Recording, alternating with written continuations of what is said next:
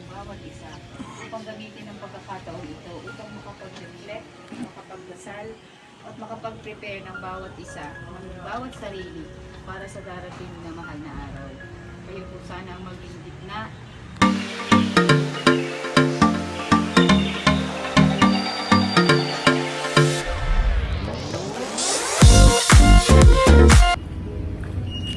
Diretso na sila doon. Doon na sila dumating.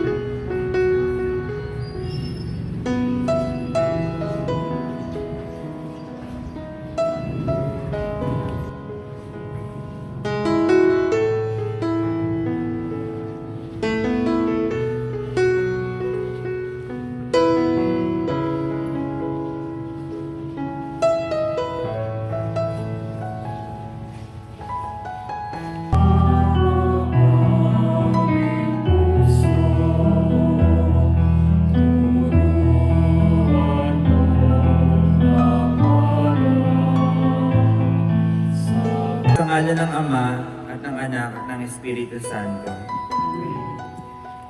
Panginoong Jesus, pinupuri ka namin at pinasasalamatan sa ginawa mong mga paghihirap para sa amin.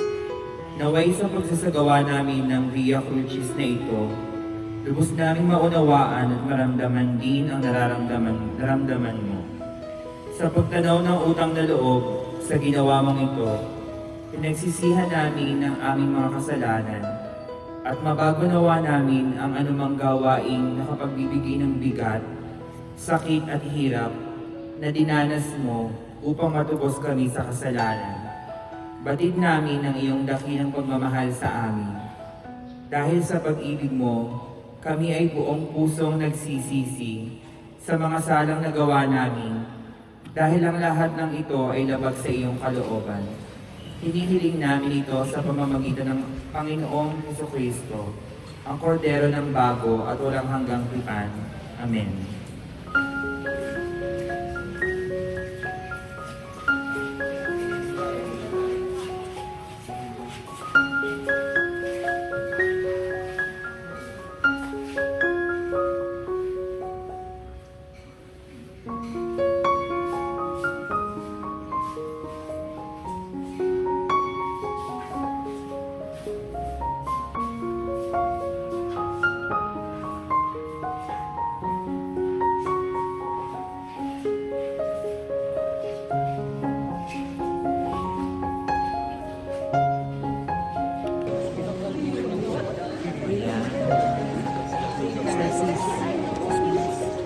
I'll go there.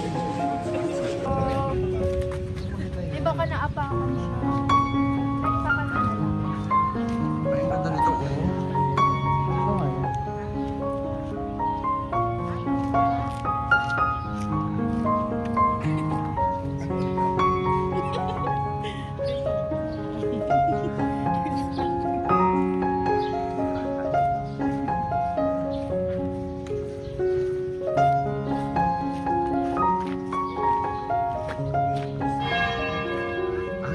Ganun tunog ng kampana. So guys, this is the first church na aming binisita, ang Immaculate Conception Parish, Balayan, Batangas. Tara. Ayun ang unang pangalan.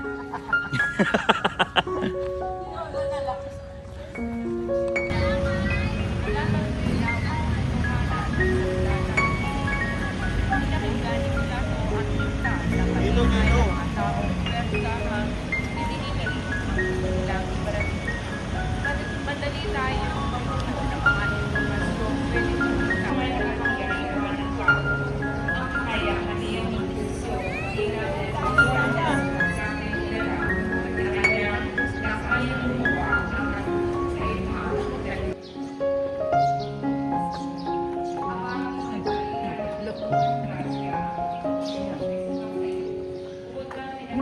Pasok tayo doon.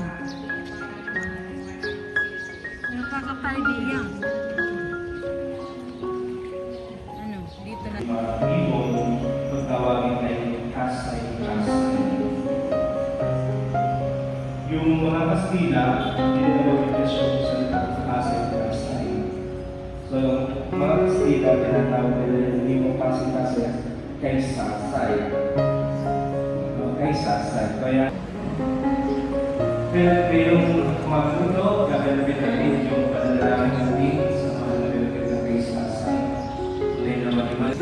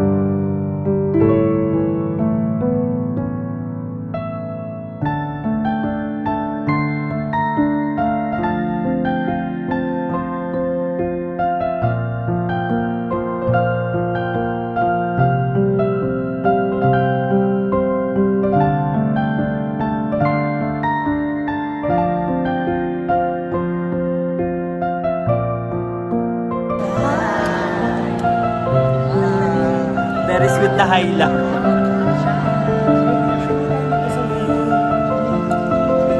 Nag-gather pa naman yung mga kaibigan.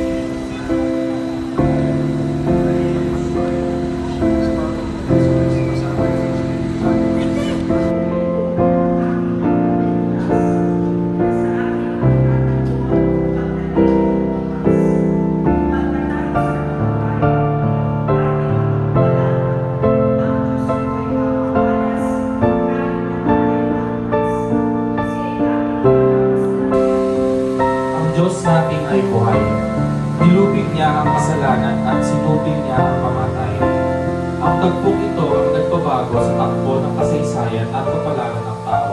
Ito ang araw Naramdaman namin ngayon, ayun naman po ay inaalay po namin sa iyo. At maraming salamat po sa mga aral po na bumaon po sa aming mga puso. Daradala po namin ngayon. Tuloy mo po kami ingatan at pagpuri. Sa huling makita ng aming